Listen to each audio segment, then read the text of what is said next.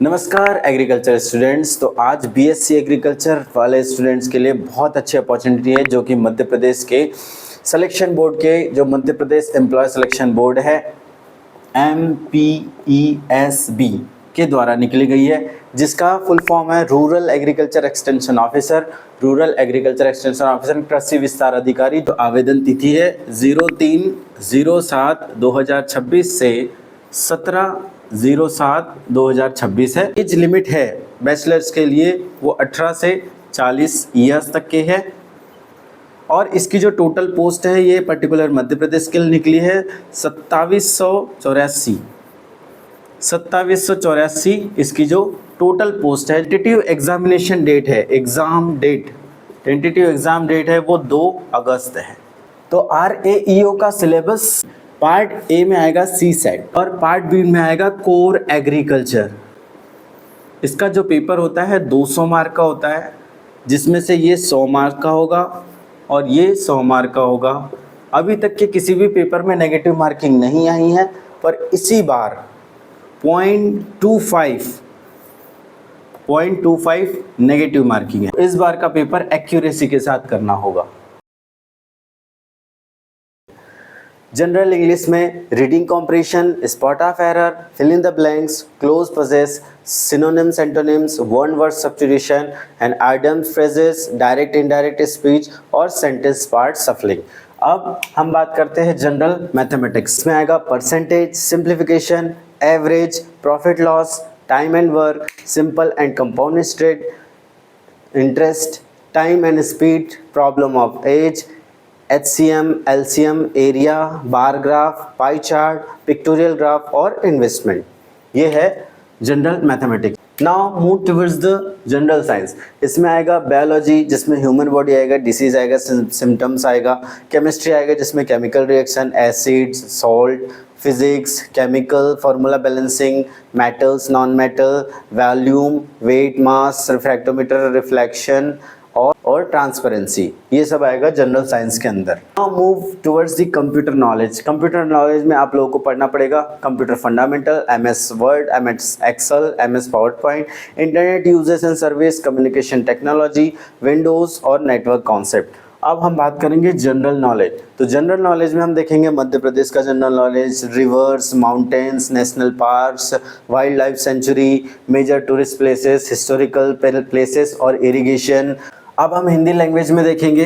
Hindi language में आपको क्या क्या पढ़ना पड़ेगा? समानार्थी, विलोम शब्द, वाक्य सुधार, मुहावरे, वाक्यांश, शब्द निर्माण, एक शब्द प्रतिस्थापन, भावपालभन, अनुवाद आधारित प्रश्न, वाक्य सटीकता और अस्पष्ट शब्द आधारित प्रश्न। अब हम बात करेंगे रीजनिंग एबिलिटी। तो रीजनिंग एबिलिटी में analogue, coding, decoding, number series, non verbal, missing series, syllogistic reasoning, arithmetic reasoning, problem solving, decision making, similarities, visual memory, observation, relationship concept, classification, statement conclusion और स्पेशल ओरिएंटेशन और visualisation. ये सभी आने वाले हैं reasoning ability. अब हम बात करेंगे एग्रीकल्चर, कोर एग्रीकल्चर की, जो कि पार्ट बी में आएगा, जो भी 100 नंबर का आएगा। इस बार आपको ये ध्यान रखना है कि नेगेटिव मार्किंग रहती है, तो एक्यूरेसी के साथ ही क्वेश्चन अटेम्प्ट करने हैं। General agriculture. तो जनरल एग्रीकल्चर में हम देखेंगे एग्रीकल्चर और इसके इंपॉर्टेंस और नेशनल इकोनॉमी, GDP में कैसे इसका कॉन्ट्रीब्यूशन है वो।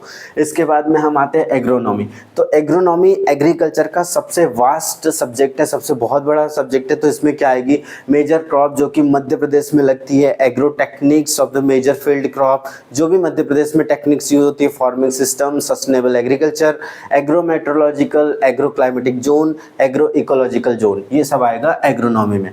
अब हम बात करेंगे सॉइल साइंस की। तो सॉइल साइंस में soil composition, soil fertility, role in crop production, physical, chemical, biological property of soil, essential plant nutrition and their function, integrated nutrient management, problem solve and their management, ये soil से related. अब हम बात करेंगे soil water conservation. तो soil water conservation में soil erosion, control measure, water conservation, techniques, watershed management, concept, rainwater harvesting, sustainable water use in agriculture. Now move towards the plant physiology. Plant physiology में plant के structure, basic cell, stomata, photosynthesis, respiration, absorption, translation of nutrition, metabolism of nutrition, growth and development of the plant, plant growth regulators, ये सब plant physiology में आएगी. अब हम बात करें crop improvement. क्रॉप इम्प्रूवमेंट का कुछ पार्ट हाइब्रिड और जेनेटिक्स से रिलेटेड होता है, जैसे जेनेटिक्स के basic principle of plant breeding, crop improvement techniques, application of genetic in crop yield enhancement, इसमें बीटी कॉटन वगैरह आता है. अब हम बात करेंगे हॉर्टिकल्चर. एग्रोनॉमी के बाद सबसे बड़ा सब्जेक्ट जो है वो हॉर्टिकल्चर है. तो package and practices of fruits, vegetable, spices, flowers और crop, nursery management, propagation method, physiological disorder, उसमें क्या डिसीज होती है, क्या उसका मैनेजमेंट है, problematic fruit drop, alternate bearing, post harvest management और वैल्यू एडिशन, मीन्स हम उसके पैकेजिंग वगैरह कैसे करते हैं. इसके बाद हम आते हैं इकोनॉमिक. इकोनॉमिक मीन्स जो प्रिंसिपल ऑफ एग्रीकल्चर इकोनॉमिक है या फार्म प्लानिंग है, रिसोर्स मैनेजमेंट है, फार्मिंग सिस्टम है और इकोनॉमिक रोल है, मार्केटिंग एग्रीकल्चर प्रोड्यूस है, रेगुलेट्स मार्केटिंग जो भी मध्य प्रदेश में चलते हैं, चौपाल इनिशिएटिव, चौपाल चर्चा, प्राइस ऑफ एग्रीकल्चर प्रोड्यूस, वो सब इकोनॉमिक में आएंगे. Last but not the least agriculture extension.